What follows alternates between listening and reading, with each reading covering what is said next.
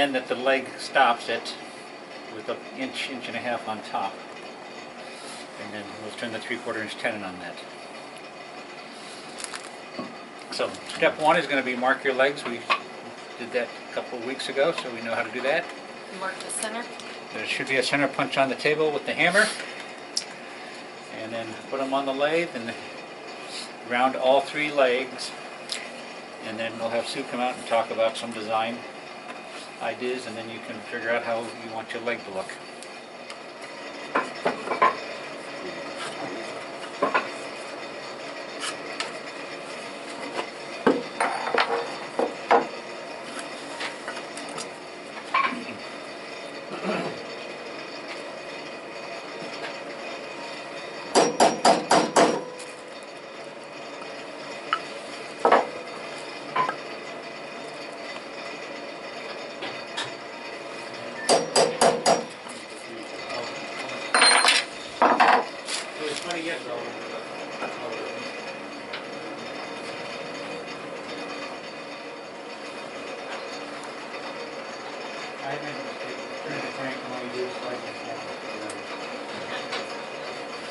And we'll put that point right in that hole I made.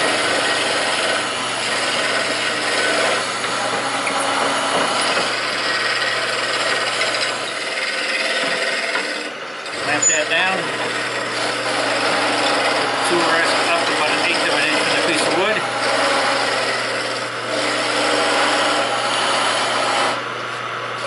Spin it to make sure it clears. We're going to turn this billet round using this tool called a roughing gouge.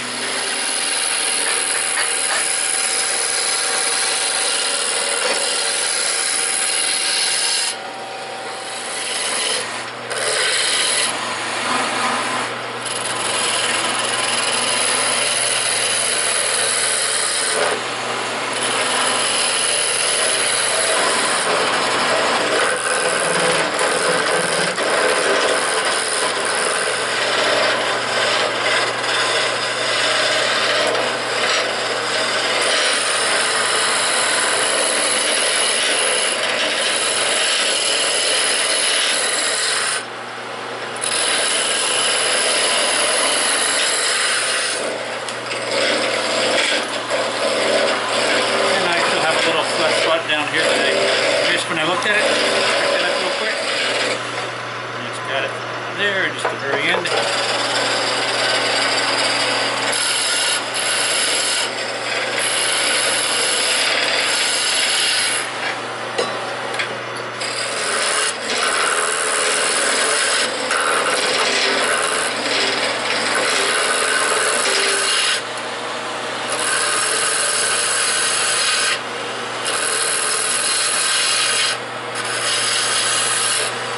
Tool getting dull on one side, so I switch to the other side.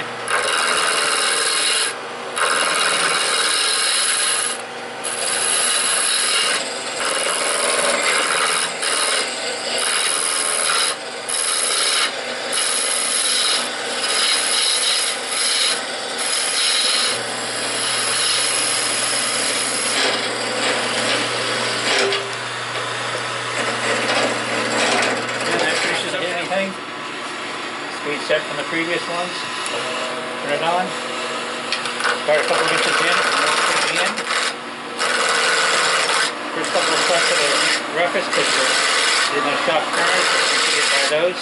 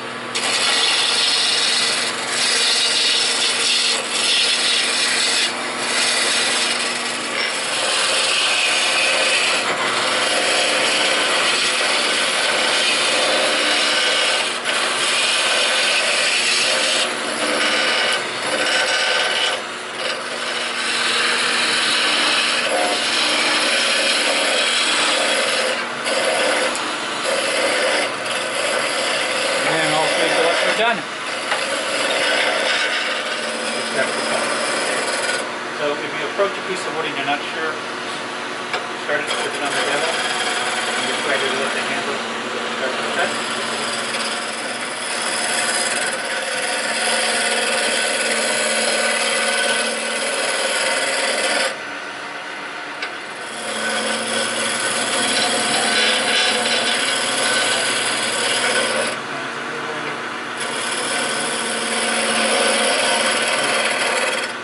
An inch and a quarter in width. An inch and a quarter in length. Length. So an inch and a quarter.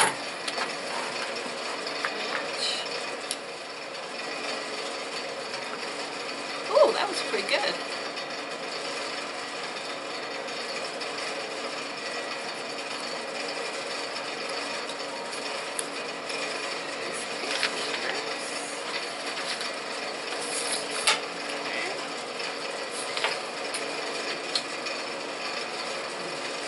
I like them all coming first. Make them all.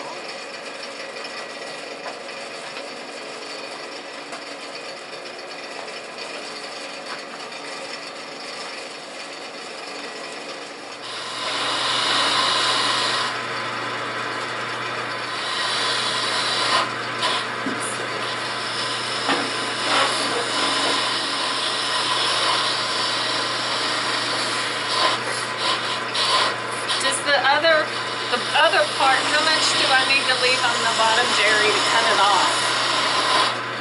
You wanted to just turn the ball on the bottom, not going to cut off the bottom. Okay.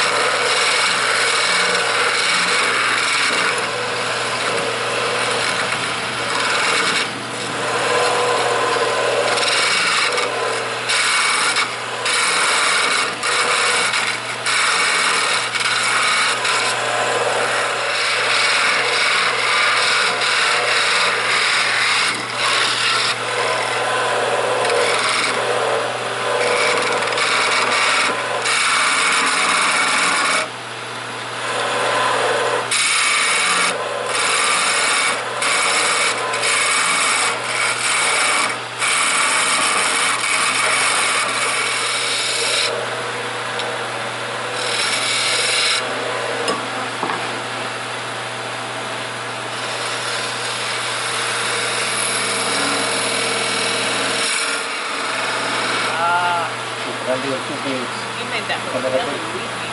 Oh. I've been doing this for a week or two.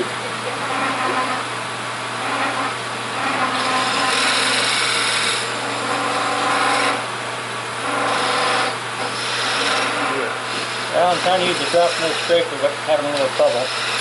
So, I'm going to go to the parting tool.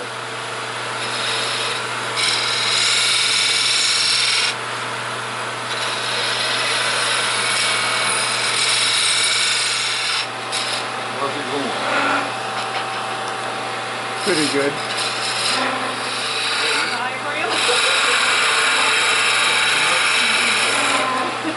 Well, hopefully the same.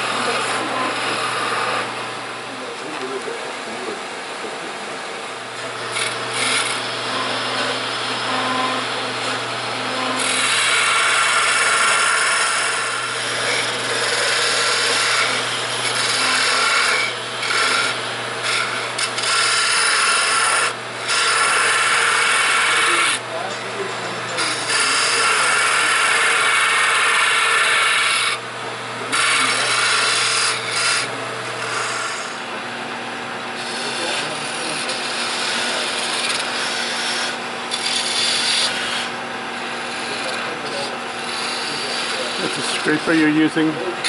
Drop nose scraper.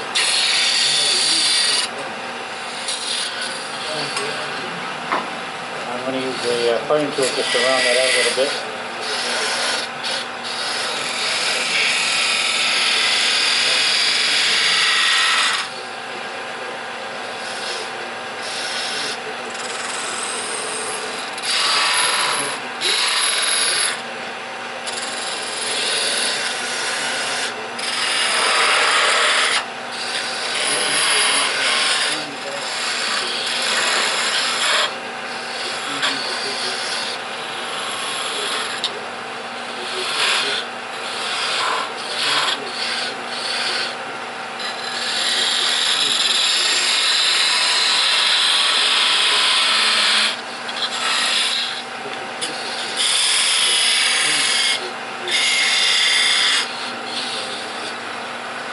Pretty good.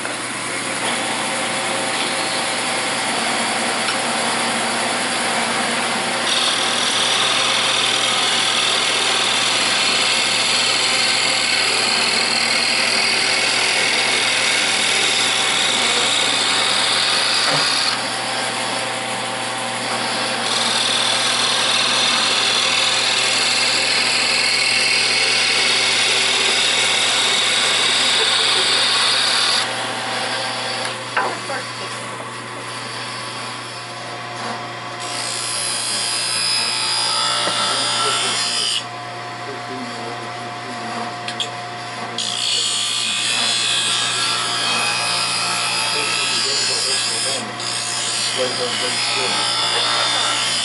Really cool, small.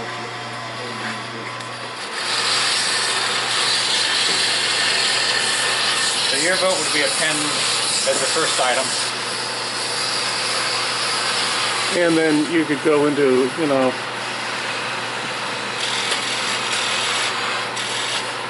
a candlestick if they really wanted to, but I would think a faceplate would be important the next turning a bowl or something.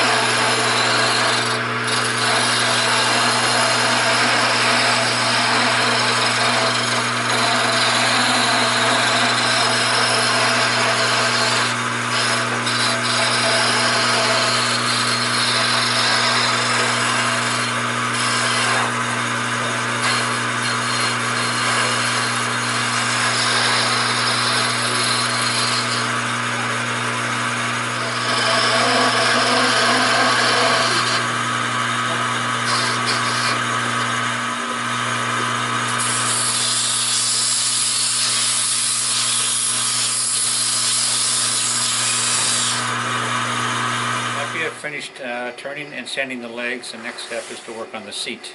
Okay. And what we have is a block of wood that is cut somewhat round with a faceplate attached to the back. We put 3 screws in the faceplate, and when we drill the legs, that's where the legs go, so the idea is to hide the screw holes. Okay.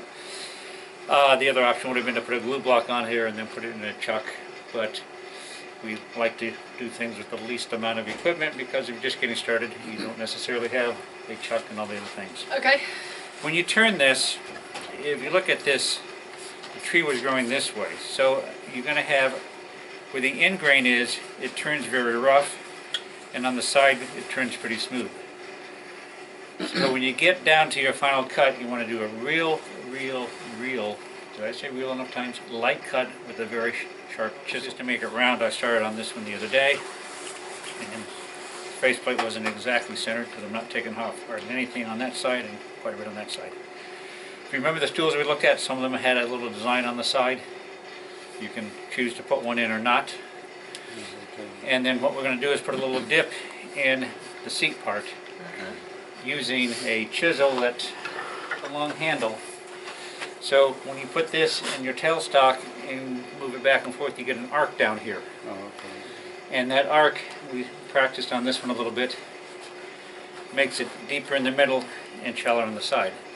The shorter the handle, the deeper the arc. So we'll play with this one, and if we decide that we want a more of a curve in here, we can either make another one or shorten the handle on this one. When we get to doing this, we will help you, because the last thing you want to do is get to the where you're on the upside of this. You always got to stay from the middle to the outside. One person manning the chisel and one person tightening up the tailstock very slightly. So screw this onto your spindle, start rounding it out, and again, as you get to your final size, very light cuts with a very sharp chisel.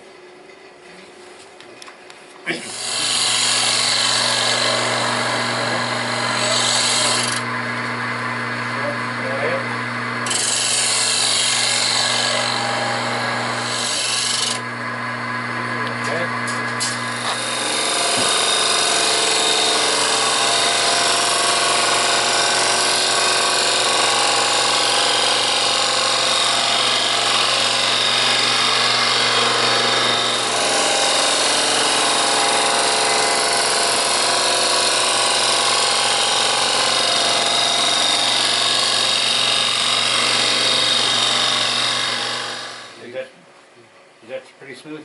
Yes, Yeah, it is. Okay. It's smooth. I was going to say, if not, we could do one more really light pass. But I think that's pretty So good. which is preferable, to do the outside then this, or to do this then the outside? I would do the outside and the Because then you inside. can round this corner when you go on the outside, because you want to. Get it around that corner, and if that's out of round by 1/8 of an inch, you're carving stuff that you're never going to use. So very, very light. And I just sharpened it.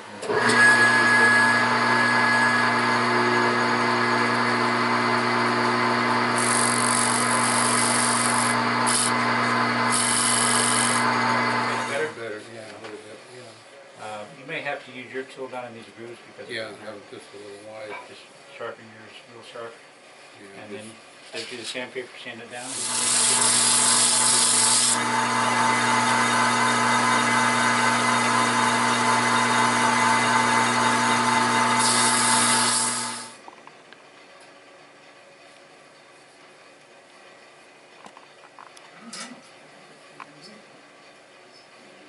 The next step in the process is to drill holes at an angle in the bottom of the seat. So we have this jig that's at a downward sloping angle, which will cause the legs to come out. And it's got a curved piece here for the seat to sit to. The other thing we're going to do is drill the holes where the faceplate was attached. Bit in here, a Forstner bit, which drills a flat bottom hole. The size of the tenon on the legs. We'll drill a hole, turn the bowl, cover up, drill another hole where the leg was, where the screw was that held the faceplate, and then do a third one. And as you can see, they're all three going to nicely cover the holes.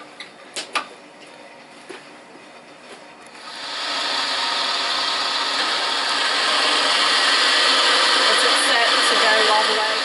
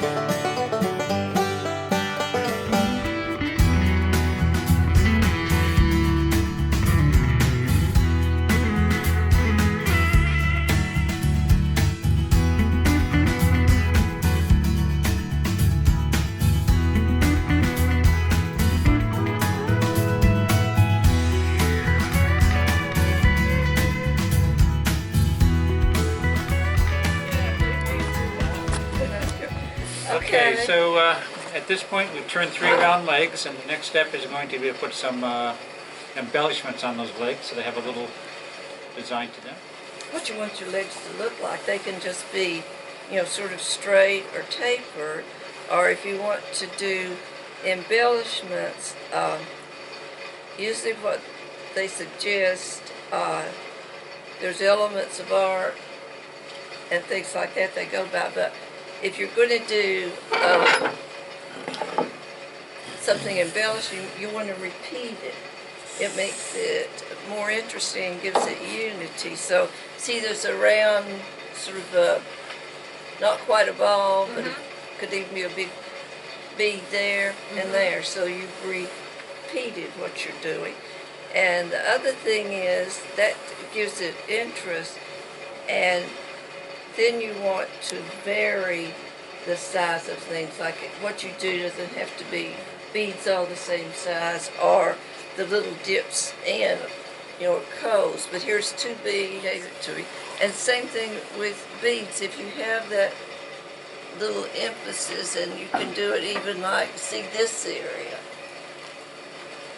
it gives some emphasis to that shape. So you want to decide if you want anything, and then if you do, you want to try to repeat it somewhere. You could have a large round shape and a small one, or the area where you go in is called a cove, but it helps. You can look at here and here and see how that little edge makes it show up a little better, and the same thing, you know, for the foot. But repeat it, and also vary the size. It doesn't have to be something, but don't get too carried away with too much, because this line here gives your eye sort of a rest, and then you go to the other detail you've added. So it's like this one is a little bit busy for no more length than you have there, but you need to decide what these sections are. Are they straight? Are they tapered? And then if you want beads, which are the round ones, and coves is the area where it goes in between them, a bead, it gives it some unity other than trying to do a half a dozen different things. Too many things on one thing. Yeah, it gets too busy. So this sort of gives the eye a rest from that work, and you just decide what you want to do and where you want to put it, and think about it, because it can get too busy. Do you think it's better, Sue, to draw it out on paper first? Draw out a plan? You can. That helps if you want to draw it. I instead of saying drawing, I just say maybe a thumbnail sketch, a small little rough sketch, because you're not trying to be an artist to do a beautiful drawing. You just want to get your idea down. And I usually, when I'm doing things for myself, I usually do one and then I do several, like making this section shorter or longer and playing around so you can see what you're getting to. And you can't really, by yourself, draw 2 sides exactly alike. So what I do is fold the paper in half, draw like just down this side, then go to a window or a light box and trace the other side. And a lot of times then I'll cut it out, because sometimes you can, depending on what you're doing, especially a bow, you can fold it in half, cut out your shape, and then look at it. And you can even use just like old brown paper bags, because you're not doing a masterpiece drawing. You're just trying to visually see how things look. And a lot of times it helps to get it down like that. Some people feel like they're being asked to do a quote drawing, but you're just getting your ideas down. So you can do it on paper and go ahead with it. And some people come and ask him, they have a picture of a newel post or a baluster, out of a magazine or something. They want this. Now, we don't know what size this is in that picture, but they want this, say, 36 inches long. Well, when I scale it out, that one might be, that they have a picture of might be 40, or it might be 32 or something. And then you've got to adjust it till it still looks the same. I mean, you change some sizes to make it look the same for a different size. Right. And that could really throw things off if you're doing something and you make it this different size, and it can look different. But much they have to be absolutely alike because they're not together like that. There's a space between it, and so usually people are going to be. You're the more. There's some difference. How long have you and Myron been working together on turnings? Uh-oh. Years.